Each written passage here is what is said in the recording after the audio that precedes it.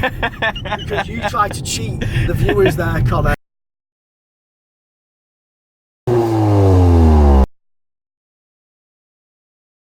Hi, welcome back. Today we are reviewing this stunning car, the Audi TT Coupe, the 45 TFSI Black Edition Tiptronic, so it's an automatic. So let's go through some of the details around the engine, but to do that we need to pop the bonnet first, so let's quickly do that.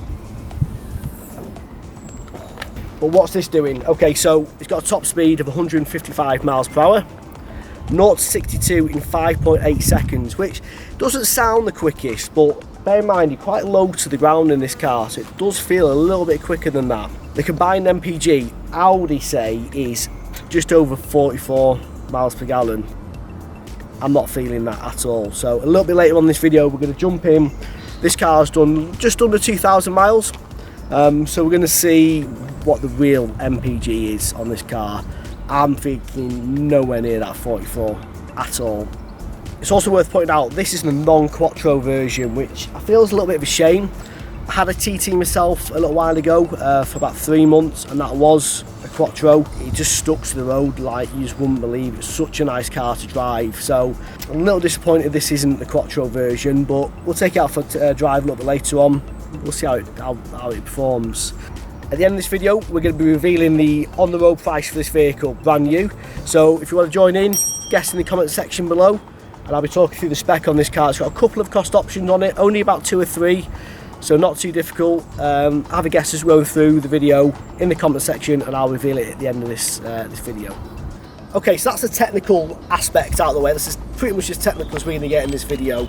Next we're going to start talking about the paint, the alloys, the black styling pack, all that sort of thing. All those sort of things we're going to discuss in a bit more depth now. In the description below there's going to be like a timeline, so if you want to know about the alloys, you want to know about black styling pack and so on, you can just skip through to that by just looking in the description below. Now I'll be really honest with you, when we spoke about the next car we're going to review, we decided on the TT. I wasn't overly excited. Like I said, I had one for about 3 months. It was a nice car, but I preferred the Scirocco, the VW Scirocco from a personal point of view, so I wasn't overly excited about coming down to drive this car. But that all changed very, very quickly when I saw it in this turbo blue. This colour looks absolutely amazing on this car, and it's completely ups my enthusiasm, I've got to say. It's a cost option. Now Audi actually call this a solid paint, which is interesting because typically when the manufacturer, especially Audi, describe the paint as solid, it's free of charge. This isn't. It's called a solid paint, but it's £575 cost option. There is only one free colour on the Audi TT range, and that's Ibis White.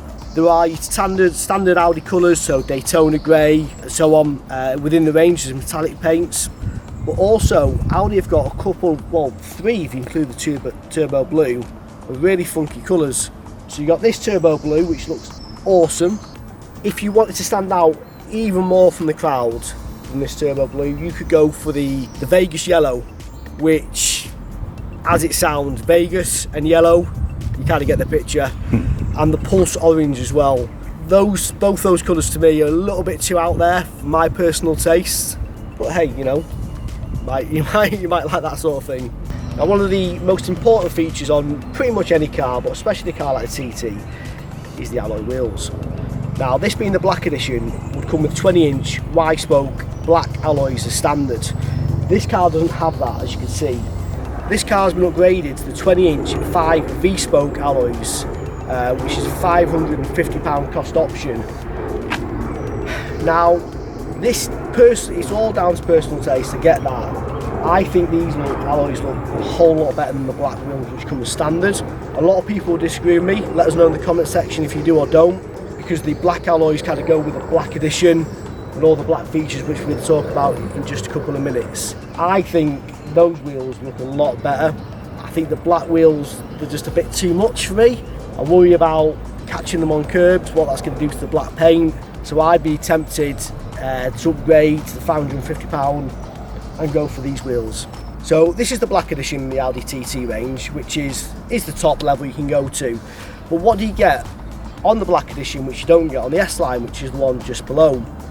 It's not a lot in all honesty, it is purely cosmetic, but you get an awful lot for your money with it. It really does set the car apart, I feel, to a normal TTS line. So the main things are, it's got the black styling pack on it, which gives you the radiator grille in a matte black finish, this gorgeous rear spoiler. You also get privacy glass, the black door mirrors, and I think this is the best bit personally, is these tailpipes in a matte black finish. That for me looks absolutely amazing. So the seats on this car are just standard, so you're not paying any extra for these, and it's leather Alcantara. Now what they've done on the TT range, which I really like actually, it's a nice little touch, is you only get it in black, so the seats only come in black, but you've got 3 different choices of stitching. So you've got blue, red or silver, and as you expect on this car being turbo blue, we've gone for the blue stitching, which is really a nice little touch, like I say, that you can just customise the car a little bit further by just changing up the stitching. That's no cost option. You can upgrade the seats to a fine nappa leather, which is a full leather finish. It's a £1,145 option. I wouldn't be doing that, I'd stick with these seats. There's something about them I really like, and also this car's missing an option which you could spend elsewhere, and I'd save that £1,100 and put it towards this option, which I'm going to talk about in just 1 minute. So for me, I'm going to stick with the leather Alcantara seats. I think they're really nice, really comfy, just great all round seats. A couple of notable things to talk about with the seats as well is you actually get them heated, the front seats are heated. What's different about these heated seats to any other Audi range is where the button's positioned. So it's actually on the vents, which is a little bit quirky. I think I should just get used to it. Same with the aircon. All these buttons are all positioned on the air vents here, which is a little bit different. And you also get 4-way electric lumbar support as standard with the seats. So that's enough for talking about the car. Let's take it for a quick spin, shall we?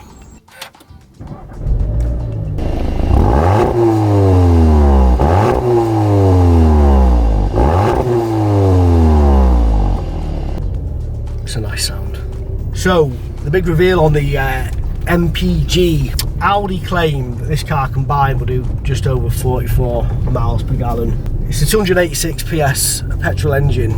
I doubt that very much. Like I say, this car has done now 1,907 miles. It's showing MPG on the long-term memory of 29.7. Oh. That's nowhere near. I suspected it'd be a long way off. I don't know, early 30s, so yeah, not a million miles away really. But you know, that's all well and good, and it's not great, but you're not buying this car for its MPG. You know, it is a fun car to drive. It's the same, you know, you could complain about the rear seats or lack of them. You know, they might as well not be there. The only purpose of that rear bit is to store a bag or your coat. You're not putting a person in that. You know, even a child's not going to sit in there. And you're not buying the TT for its, you know, for carting the kids and the shopping around in. It's just, that is not the purpose of this car. This is.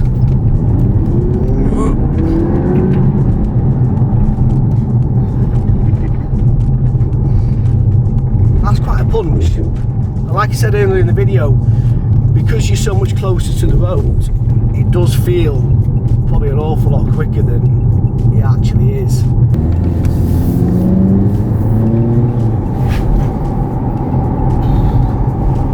So one thing I feel this car's missing, and I spoke about earlier, is the technology pack. So you've got the Audi virtual cockpit as standard, which is great. One thing I like about the TT is you can actually just have the speedo and everything, just one big dial in the middle, which looks really good, you know, on such a sporty car like this. But it's lacking then the sat nav facility, because that comes with the technology pack, the navigation system plus wireless phone charging and a few other bits as well. But it's really missing that out. You've got no centre screen there, which you don't get on the TT. I'd rather have nothing than the pop-up that a lot of the Audi range have. I spoke about that previously. I just really don't like that pop-up screen that Audi have, and hopefully they're starting to phase out now, because it's just really, it's old-fashioned. It's just crap. It really is. If I was ordering the car myself, 100%, I would be adding the technology pack on there, just to give you the sat nav and the wireless phone charging. I think it's really worth it at £1,500. And what's also worth bearing in mind with the TT range is parking sensors. You only actually get rear parking sensors as standard, so if you want the front as well, you're going to have to shell out an extra sort of £350, give or take, to get the front and rear parking sensors. And again, even though it is quite a small car, visibility isn't fantastic in this vehicle, and that's one of the reasons I prefer the Scirocco to the TT when I've driven both vehicles. Is the visibility on the Scirocco, it's just an awful lot better than this car, it really is. So I think again, upgrading to the front and rear parking sensors is something you're definitely going to want to consider when ordering this car.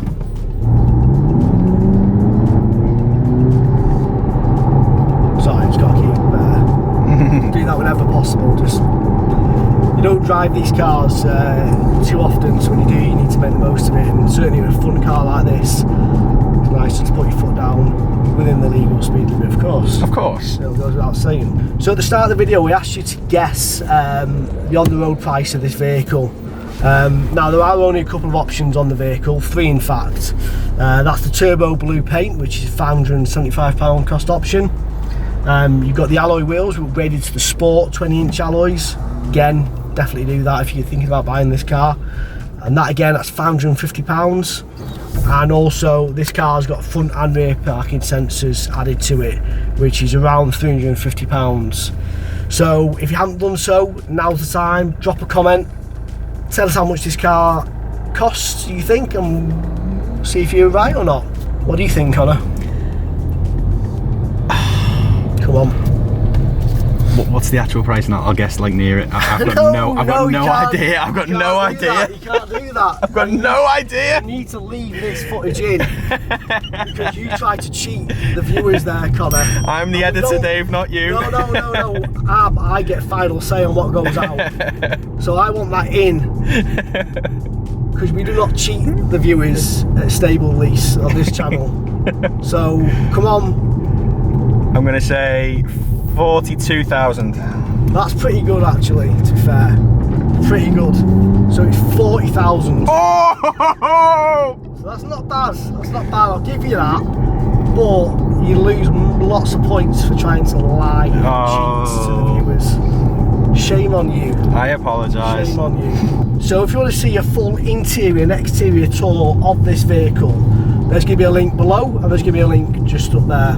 And also, if you want to see the point of view, i.e. when I strap a GoPro to my head, again, the link to that video is going to be in the description. It's also going to be up there.